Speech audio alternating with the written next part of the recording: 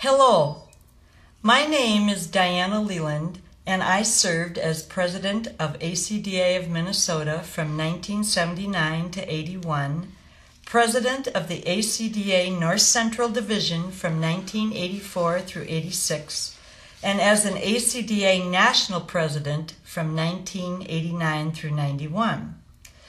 Today, I'm interviewing the last living founder of the American Choral Directors Association, Curtis Hansen, in his home in Edina, Minnesota on May 5, 2008.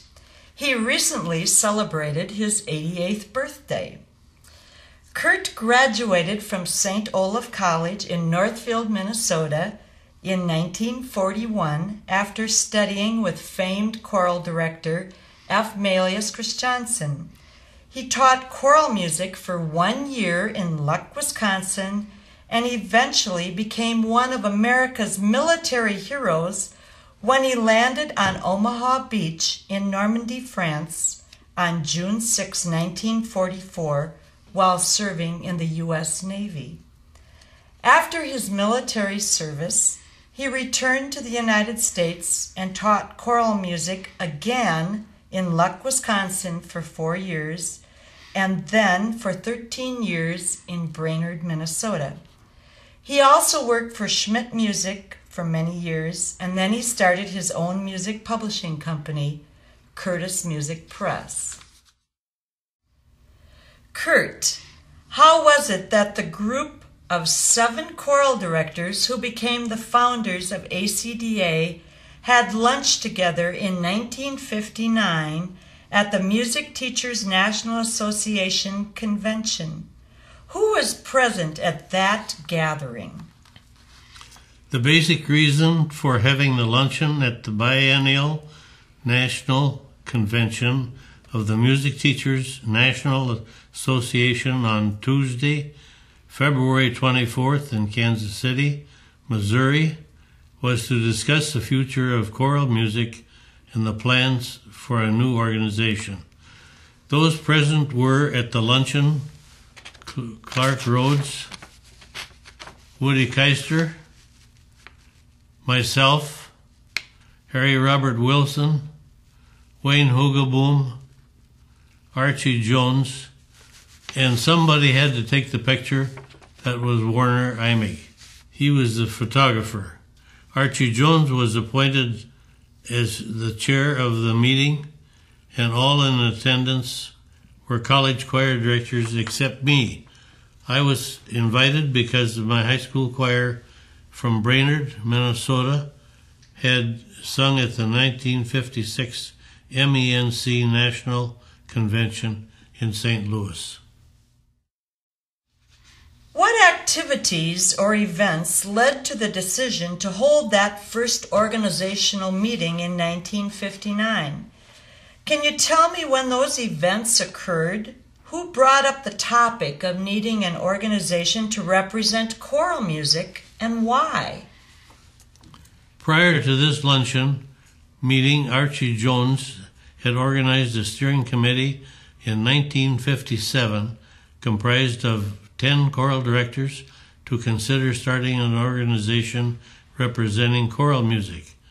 Band directors and orchestra directors already had their own national organization, but no such representation existed on a national level for choral directors. Robert Landers, who is the director of the United States Singing Sergeants, sent letters proposing a choral organization to 58 choral directors who were personally selected by Archie Jones, who was the choral director at the University of Texas, and by Maynard Klein, choral director of the University of Michigan. 35 of those people receiving letters responded and came to Kansas City for this important meeting. These people became the charter members of ACDA. Eventually, there was a grand total of 115 ACDA charter members. Kurt, would you please describe the overall feeling or response of that group of choral directors present at the luncheon regarding the idea of forming a new organization. They were very excited and enthused that choral music would have its own organization. They felt that a new organization would be a renaissance for choral directors. Everyone was proud to be a part of the birth of ACDA. What happened after that first luncheon meeting, Kurt? Following the luncheon meeting, the 35 choral directors who had received letters to become charter members and who were in attendance at the MTNA convention in Kansas City met in the afternoon to officially name the organization. Woody Keister proposed the name of American Choral Directors Association, and that's how we became ACDA.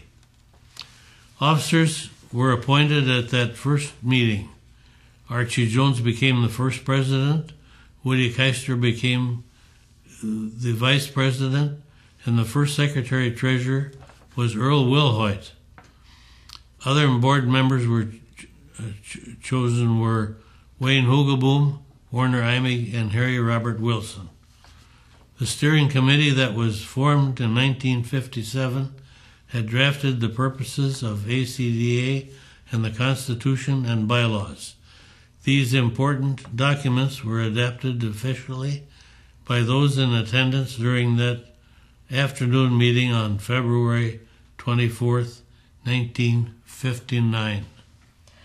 What was the first event the new organization sponsored at an MENC convention? ACDA held its first annual convention in conjunction with the Music Educators National Conference Convention during the 2 days prior to the MENC opening session at Atlantic City, New Jersey on March 16th and 17th at the Ambassador Hotel. Wayne Hugeboom served as first ACDA program chair. Harry Robert Wilson was the program coordinator, and Woody Keister was the music coordinator for this convention.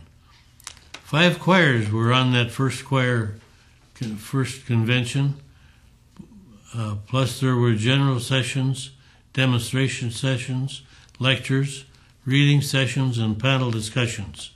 It was difficult to convince choirs to perform at this convention because they did not know about ACDA and its goals. An election of new officers was held at the first convention, 1960, in Atlantic City. Those elected were Archie Jones, President, Curtis Hansen, Vice President, and Woody Keister, Secretary-Treasurer. Board members elected were Charles Hurt, Warner Imig, Mary Ruth Palmer, Harry Robert Wilson, and Wayne Hugeboom became the first editor of the Choral Journal. Kurt, how did you encourage new members to join ACDA in those early years? Originally, the plan was to have 2 charter members from each state. It was decided that 1 charter member from each state was to be a university choir director, and the other charter member was to be a high school choir director. Since some of the states did not respond with 2 names, several states ended up having more than 2 charter members. Charter members were selected by a steering committee that was formed in 1957. As the organization grew, the choral director had to be recommended by 2 ACDA members to join the organization. That idea originated with Olaf Christiansen and changed. ACDA membership was no longer restrictive. ACDA was for everyone. Those who needed ACDA would no longer have to be recommended for membership. The first members only had to pay the dues of $6 per year to be an ACDA member. All ACDA members were encouraged to keep their MENC membership active also. It was really important for ACDA to encourage all choral directors to join, particularly those from public schools, in order that the organization's membership would grow. Eventually, church and community choir directors were also encouraged to join. When did you decide to organize the first independent ACDA convention?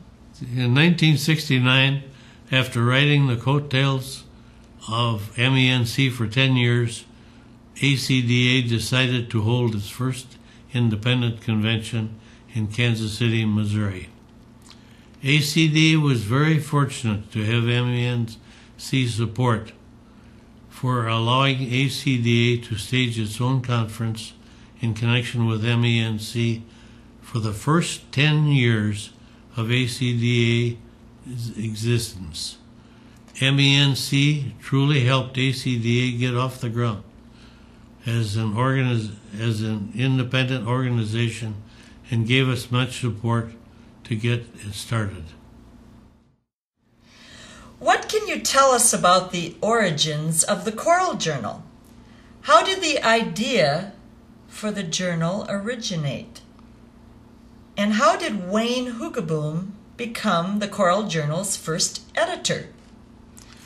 The Choral Journal was published as a newsletter, only 8 pages, in May of 1959, after the charter members' meeting in Kansas City earlier in February of that year. The Choral Journal became ACDA's official publication already in 1959, after the organization was founded. In March of 1960, at ACDA's first annual convention in Atlantic City, Wayne Hoogaboom was elected the first Choral Journal editor. By May of 1962, the publication had already grown to 32 pages. Hoogaboom eventually became the executive secretary of ACDA and continued to edit the Choral Journal from Tampa, Florida, until his death in 1977. Kurt, what were the hopes and goals of the original ACDA founders? How has ACDA remained true to those visions, or how has it changed? Did the founders ever dream that ACDA would grow to what it has become today? The hopes and goals of the founders were stated in the purposes of ACDA that still exist today in ACDA's Constitution. During the early days of ACDA, the founders were dedicated to establishing an organization that would represent choral music on a national basis. The camaraderie and enthusiasm of the new choral organization spread like wildfire. There was a magic and a spirit created within ACDA that became contagious like a disease. ACDA has grown in a very important and viable organization, as shown by its membership and the size of ACDA conventions. No one could ever have envisioned such incredible interest in choral music. As we celebrate ACDA's 50th anniversary, we celebrate America's strong legacy and pride for exemplary choral music. Thank you, Kurt, for providing me with this wonderful perspective and many details about ACDA's history. Your visionary leadership and many contributions to choral music, both in Minnesota and nationally, are valued and very much appreciated. All the best to you. Thank you.